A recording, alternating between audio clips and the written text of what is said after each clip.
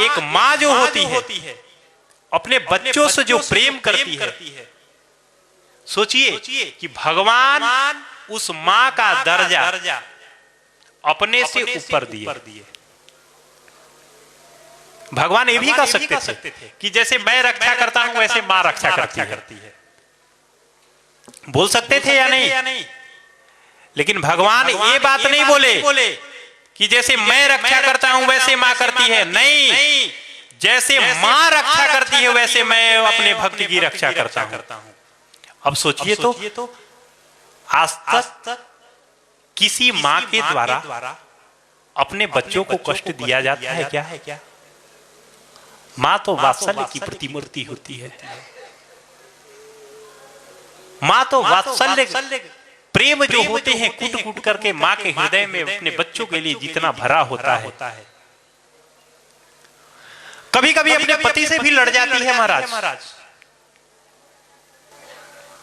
पति से भी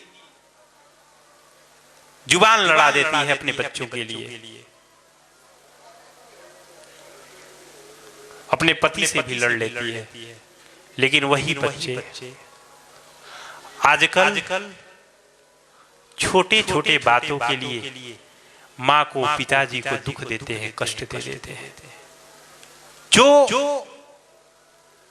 इस धराधाम पर, इस सृष्टि में, इस पृथ्वी पर जब आपका जन्म हुआ, उस समय एक बार विचार करके देखा जाए।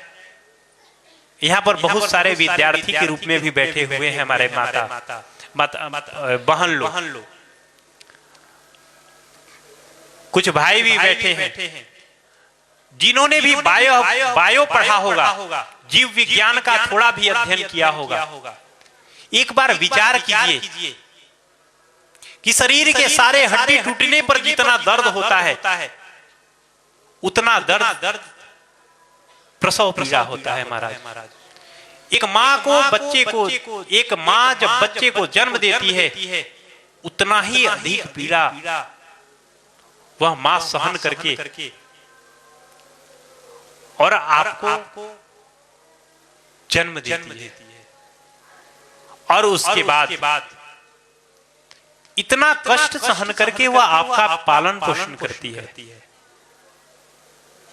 खुद गीले में सो जाती है, आपको सूखे में सुलाने की कोशिश करती है। पूरी रात एक करवट होकर के लेटी हुई रहती है महाराज, कहीं मेरे बच्चे को कष्ट न हो जाए।